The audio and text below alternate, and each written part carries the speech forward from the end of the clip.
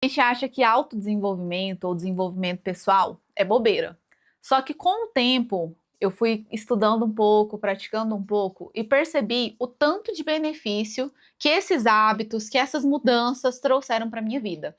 E hoje eu quero compartilhar aqui com vocês hábitos e mudanças que não vão servir somente para 2026. São coisas que vocês devem levar para o resto da vida de vocês. Eu fui mudando cada um aos poucos. Por isso eu coloquei nesse vídeo como passos para você ir seguindo. Tenta um de cada vez, tenta dois, tenta o três, até você conseguir colocar cada uma dessas coisas na sua rotina. E o primeiro passo é organize a sua casa e organize também a sua rotina. Gente, sem organização, você não vai conseguir fazer nada. Primeiro você precisa organizar o ambiente ao redor, para depois você organizar a sua mente. Já tentou descansar num lugar bagunçado? É tão difícil, né? Olhar ao redor e ver as coisas bagunçadas, pelo menos para mim, dá um desânimo. Eu sinto que tem um peso espiritual. Quando eu chego em algum lugar, aquele ambiente todo bagunçado é mais pesado. E se vocês observarem hoje, é muito comum a gente gostar de lugares bonitos, lugares instagramáveis. E o que é um lugar instagramável? É um lugar bonito. E a gente gosta de lugares bonitos, às vezes, para passear, mas quando a gente está na nossa casa, será que a gente tem um lugar bonito? Será que a gente tem criado esse lugar para a gente? Para a gente mesmo poder descansar, ter paz, se sentir em casa, se sentir aconchegante, confortável? Você tem preparado um lugar assim para você? E além de organizar a casa, você precisa organizar sua rotina. Seja no agenda física, seja no agenda online, você precisa começar a anotar as coisas da sua rotina. Anotar o que você faz, anotar as coisas que você precisa lembrar, como contas a pagar, pessoas que você tem que conversar, coisas que você tem que comprar, para você desocupar um pouco a sua mente e organizar ela também, tá? Uma coisa, gente, vai organizando a outra. Não tem nada que a gente faça na vida que não afete outras partes da nossa vida. Se você começa a organizar a sua casa, você vai começar a organizar as suas gavetas, você vai lembrar de uma coisa que você tinha que fazer. Ah, e quando você for organizar as gavetas, organizar o guarda-roupa, tirar uns livros, aproveita para praticar a generosidade, tá? Aproveita esses momentos de faxina para você já tirar tudo que você não usa e passar para outra pessoa. Porque talvez você está lá guardando um livro que você nem vai ler. Passa isso para alguém. O ambiente, ele não precisa ser só estético, ele precisa ser funcional. Aqui eu tô perto da minha mesa, onde eu gravo os conteúdos, e aqui, gente, eu tenho tudo o que eu preciso para gravar os meus conteúdos. Aí, às vezes, as pessoas não conseguem fazer nada na vida delas porque o processo é muito difícil. Eu não. Aqui eu já coloquei tudo no lugar certo, então quando eu quero gravar alguma coisa, eu sei onde está cada coisa. Aí, às vezes, você não consegue criar conteúdo, você não consegue estudar, você não consegue trabalhar, porque o seu quarto é uma bagunça, porque a sua casa não tem lugar para nada. Não precisa preocupar em fazer uma faxina em um dia só e limpar tudo de uma vez. Pode ir aos poucos. Um dia você limpa uma gaveta, outro dia você limpa o armário, outro dia você limpa o banheiro, até você fazer uma limpeza geral. Eu comecei a fazer uma limpeza esses dias no meu armário. Eu queria lavar todas as vasilhas. Demorou uns 3 dias, gente. Mas eu fiz e agora eu me sinto tão confortável, tão em paz na minha cozinha. Eu sei onde está cada vasilhinha, eu sei que todas estão limpas para eu usar. Eu sei que eu já tirei tudo que tinha vencido de alimento, organizei tudo, fiz uma lista de compra do que eu precisava comprar. Segundo passo, tenha rotina, tenha horários. A Bíblia fala uma coisa, gente, que todo mundo deve conhecer. Há tempo para tudo. E há tempo para tudo, gente. Então, por que que você não tem determinado o horário para as coisas que você tem que fazer? Você precisa ter horário para dormir, horário para acordar, horário para tomar os seus medicamentos, horário para você se alimentar, horário para você se divertir, que senão a sua vida fica uma bagunça. É interessante que quando a gente pega uma agenda e a gente coloca lá tudo o que a gente faz, a gente começa a observar as coisas que estão roubando o nosso tempo. A gente começa a observar que às vezes ali, ó, entre as 9h30 e as 10h30, dá para ler um livro, que às vezes se eu acordar 30 minutos mais cedo, dá para ir para academia. E essa questão de ter horário é tão importante que hoje em dia eu vejo que as pessoas dormem cada vez mais tarde. E dormir cada vez mais tarde e acordar cada vez mais tarde. Então, as pessoas estão fugindo do horário biológico que a gente devia dormir. A gente fez uma viagem esses anos atrás, e eu achei muito interessante porque aqui em Goiás escurece mais tarde. Esses últimos dias mesmo, 7 horas da noite, tá claro, gente. Claro que parece 5 da tarde. E a gente foi para Maceió, e lá escurece muito cedo. 6 horas tá à noite lá já. E isso foi tão interessante porque dava 6 horas, eu já queria dormir. Porque eu já estou acostumada a quando escurece, ó, procurar um jeito de dormir. E não ficar à noite, trocando a noite pelo dia. Terceiro passo, identifique o que tem roubado seu tempo. Se você passa em média de 4 a 6 horas no telefone por dia, isso quer dizer que por mês você passa 120 horas no telefone. Sabe quantos dias do seu mês você está passando no telefone? 5. E às vezes a gente acha que não tem tempo.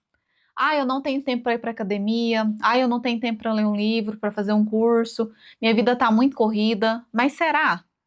Você já parou para realmente analisar a sua rotina? Será que você não está jogando demais? Se você jogar 1 hora por dia no seu celular durante um mês, dá 30 horas, dá mais de um dia, gente, que você está perdendo jogando. Tem gente que está passando mais tempo no telefone que dormindo. A pessoa já acostumou tanto a passar, tipo assim, dormir 6 horas por noite, 5 horas por noite para passar mais tempo no telefone, que a pessoa tá trocando sono por telefone. Quarto passo: tenha momentos de silêncio. E como eu tenho dificuldade, gente, em ter esses momentos. Mas agora eu tô buscando cada vez mais colocar isso na minha rotina. Eu gosto muito de cantar. Eu gosto muito de ficar ouvindo podcast, ouvindo música, ouvindo pregações, e sempre que eu estava fazendo alguma coisa, eu estava fazendo outra coisa também. Ah, eu vou estender uma roupa. Ah, eu estendi a roupa assistindo stories. Ah, eu vou lavar a louça. Lavava a louça ouvindo a pregação.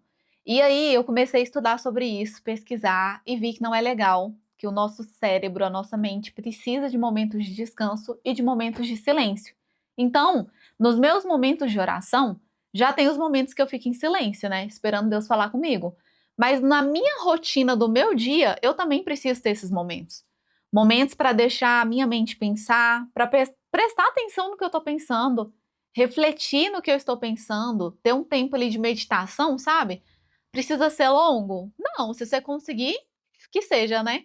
Mas eu não consigo ainda. Eu faço uns 5, 10 minutos, fico quieta. Agora mesmo tá chovendo, tanto que é bom parar, ficar escutando o barulho da chuva. E a gente precisa se monitorar para ter esses momentos de silêncio. Quinto passo: se alimente de Deus.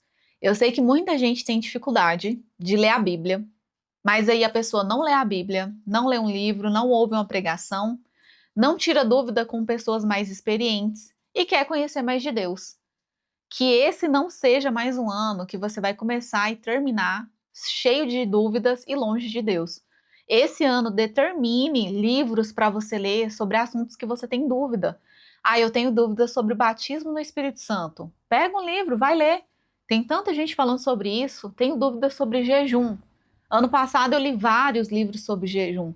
Ah, eu tenho dúvidas sobre dízimo. É um assunto polêmico, mas que poucas pessoas param para estudar. Ah, eu tenho dúvidas sobre ser rico, se crente pode ser rico. Vai ler livros sobre Bíblia e finanças para você aprender mais. Ah, mas eu quero, sei lá, quero aprender mais sobre oração. Vai ler livros sobre oração, mas não deixa de ler a Bíblia, tá, gente? Lê um e lê o outro. Ah, eu li o livro de Marcos, achei muito interessante, de Mateus. Tem resumos que alguns autores fazem sobre cada livro da Bíblia. Ah, eu leio a Bíblia e não entendo. Tem livros ensinando como você deve ler a Bíblia. Então, esse ano, ao invés de procurar desculpas, procure soluções. Sexto passo: cuide do seu corpo. Tem um versículo muito conhecido na Bíblia que fala que nós somos templos do Espírito Santo. E quando fala isso, eu não sei se você pensa da mesma forma que eu, mas a primeira coisa que eu penso é na responsabilidade que eu tenho a respeito disso. Se eu sou o templo do Espírito Santo, como eu cuidaria do templo do Espírito Santo? Alimentando melhor, dormindo o tempo suficiente, é, indo para a academia ou fazendo uma caminhada, meditando, cuidando do meu ambiente. Eu acho que tudo isso é sobre cuidar do templo do Espírito Santo. E muito se fala hoje sobre as várias funções que a gente tem como ser humano. E além de ser templo do Espírito Santo, muitas vezes a gente é o único filho, Às vezes a gente é o amigo de alguém, às vezes a gente é uma pessoa responsável por um CPF ou por um CNPJ. E para tudo isso, a gente precisa de um corpo saudável. Se você tem saúde, cuide ainda mais dela para que você tenha cada vez mais saúde. Você já parou para pensar que tem pessoas que vivem 100 anos e tem pessoas que vivem 50? Simplesmente porque algumas têm hábitos saudáveis e outras não? Qual dessas pessoas você quer ser? E às vezes tem gente que chega com 100 anos e é super ativo, super esperto, não tem nenhuma doença, não tem que ficar tomando medicamento, e tem outros que chegam no 100, mas completamente dependente dos familiares, tem que tomar medicamento, tem que ficar indo no médico, simplesmente porque os hábitos foram completamente diferentes, não foram saudáveis. Sétimo passo, e talvez esse seja um dos mais difíceis, que é aprender a dizer não. Eu tinha muita dificuldade com esse hábito, mas depois que eu comecei a observar que se eu não aprendesse a dizer não para algumas coisas, eu nunca ia conseguir alcançar outras, aí eu tive que começar a treinar, né, gente? Inclusive, eu uso muito isso nas finanças. Hoje em dia eu penso assim: vamos supor que eu quero comprar um celular novo. Ah, esse celular novo e tal, eu preciso me planejar, preciso aqui me organizar. Aí eu saio de casa e eu vejo uma blusinha. Aí eu penso, celular novo ou blusinha? Aí eu volto meu foco pro celular novo e falo não pra blusinha. Então eu tive que aprender a ficar falando não para coisas pequenas que me afastavam das coisas grandes que eu queria conquistar. Então, para você chegar onde você quer chegar, você tem que aprender a dizer não. Ah, meu objetivo é ir para academia. Você vai ter que dizer não para dormir tarde, vai ter que dizer não para, às vezes, alguma coisa que alguém tentar marcar com você naquele horário de treino. Vai ter que dizer não para sua preguiça. Fala, não, preguiça, hoje não, tô indo treinar. Você vai ter que aprender a dizer não, mesmo quando você quiser dizer sim. Oitavo passo, analise os seus hábitos sem se vitimizar. Se você não for verdadeiro com você, do que você realmente precisa mudar, se você ficar passando a mão na sua própria cabeça, provavelmente você não vai mudar. Na Bíblia tem um versículo, agora eu não vou lembrar onde que é, mas eu acho que é em Coríntios, que fala que a gente tem que avaliar a si mesmo. E eu gosto muito disso porque a gente fica examinando as outras pessoas. A gente olha o que fulano tem que mudar, olha o defeito do ciclano, olha aquilo ali que a pessoa está fazendo que não está legal, mas a gente não olha para si próprio. Às vezes, quando a gente olha para as outras pessoas, a gente olha com um peso maior. Aquilo está muito errado, essa pessoa peca muito. Mas quando a gente olha para si mesmo, a gente pensa: ai, mas coitadinho de mim. Ah, não, a vida para mim é muito difícil, eu não tive as mesmas oportunidades. Ai, eu fui uma pessoa muito sofrida, como a minha vida é difícil. E quando você faz isso com você mesmo, você não sai do lugar. Se você não for sincero com você mesmo e falar: não, eu preciso mudar, eu preciso parar com esse hábito, eu preciso me posicionar, eu preciso sair do papel de vítima, eu não quero mais ser vítima dessa situação, eu quero me posicionar. Enquanto você não falar assim com você mesmo, se colocar num papel de adulto, de eu tenho essa responsabilidade, a sua vida não vai mudar. E eu usei muito isso comigo, gente, para academia. Mesmo quando eu não queria ir, eu falava: eu sou adultinha, eu não vou faltar. Eu não vou porque eu quero sempre, mas eu vou porque eu preciso. Se eu quero ter uma vida saudável, se eu quero viver vários anos, eu preciso. Aí eu vou. E o nono passo é: cumpra as promessas que você faz. Na Bíblia tem uma história que me chama muita atenção de um homem que ele saiu para a guerra e ele prometeu para Deus que se eles ganhassem a guerra, quando ele chegasse, a primeira pessoa que ele visse, ele ia sacrificar para Deus. Gente, quando ele chegou, a primeira pessoa que ele viu foi a filha dele. E eu não sei se era filha única, eu não lembro, eu sei que eu fiquei chocada, porque sim, ele cumpriu a promessa que ele fez para Deus. E na Bíblia fala várias vezes que a gente não tem que prometer para Deus algo que a gente não tem intenção de fazer. Só que a gente está muito maluco. A gente vive prometendo para Deus, para as pessoas e para nós mesmos várias coisas que a gente não tem intenção de cumprir. Como se fosse falar qualquer coisa, como se fazer uma promessa fosse a mesma coisa de falar bom dia. É melhor a gente não fazer uma promessa do que fazer e não cumprir. inclusive para a gente mesmo. Se você promete para você mesmo e não cumpre, você quebra a sua confiança em tudo que você fala. Se você promete para Deus e não cumpre, você não tem um pingo de temor. E se você promete para as pessoas e não cumpre, provavelmente você vai ficar sem amizade nenhuma. Uma pessoa que ela fala e não cumpre, as pessoas não confiam em nada que ela fala. Aí, se ninguém confia em você, você acha que você vai confiar? Para de se prometer coisas difíceis demais, vai com calma. Às vezes você está assistindo esse vídeo pensando, meu Deus, eu vou fazer tudo isso aqui amanhã. Calma, vai uma coisa de cada vez, vai mudando o hábito de cada vez, vai lendo os livros, estudando, orando, até você chegar em algum lugar. E de preferência que seja o lugar que Deus tem para você. E isso já entra no nosso 10º passo, que é ter paciência. Paciência com a sua trajetória, paciência com os seus traumas, paciência com o que você precisa aprender. Muitas vezes a gente começa tudo já querendo o sucesso, porque tá tudo muito instantâneo. Você às vezes vê que as pessoas postaram um vídeo e já teve sucesso, você posta meio vídeo e quer ter o mesmo sucesso. E cada trajetória é única, gente. Nós tivemos quase 12 anos de loja, a nossa trajetória foi única. Talvez o que a gente alcançou em 12 anos, as pessoas vão alcançar com um. Talvez o que a gente alcançou em 12 anos, tem gente que nunca vai chegar lá. Porque cada trajetória é única, cada história é única, cada pessoa é única.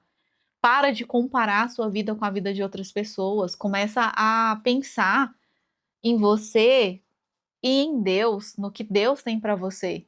Deus tem um plano para todo mundo. E o plano que ele tem para mim é diferente do que ele tem para você. Então tenha paciência. Paciência para descobrir para onde Deus quer te levar. Paciência para descobrir os dons que Deus plantou em você.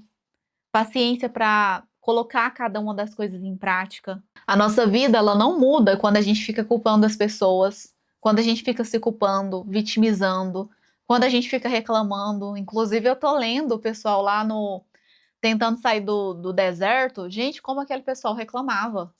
Muito. E quando eu li aquilo, eu pensei, meu Deus do céu, tem dia que a gente tá assim, insuportável de tanto que a gente reclama. Quando eu fui lendo aquilo, eu pensei, gente, deve ser muito difícil conviver num ambiente assim. E o pior é que muitas vezes a gente é reclamão e a gente não percebe que tem quem está criando aquele ambiente pesado de reclamação somos nós. Então, tenha paciência com o seu processo, busque a ajuda das pessoas que você precisa, crie o hábito de oração, busque profissionais da área da saúde mental, se você precisar, mas não fica aí sofrendo sozinho. Ora, leia a Bíblia, anota tudo que Deus fala com você. Todas as vezes que eu tô lendo a Bíblia, eu leio com caderno. E muitas vezes eu anoto. Às vezes Deus fala comigo sobre os conteúdos que eu tenho que postar enquanto eu leio a Bíblia. Provavelmente Deus está falando com você. E você só não está prestando atenção. Esses 10 passos que eu falei aqui é só o começo. Tem muita coisa que você pode fazer para mudar a sua vida. Não esqueça, gente, oração tem a palavra ação ali junto. Então, ore, mas haja.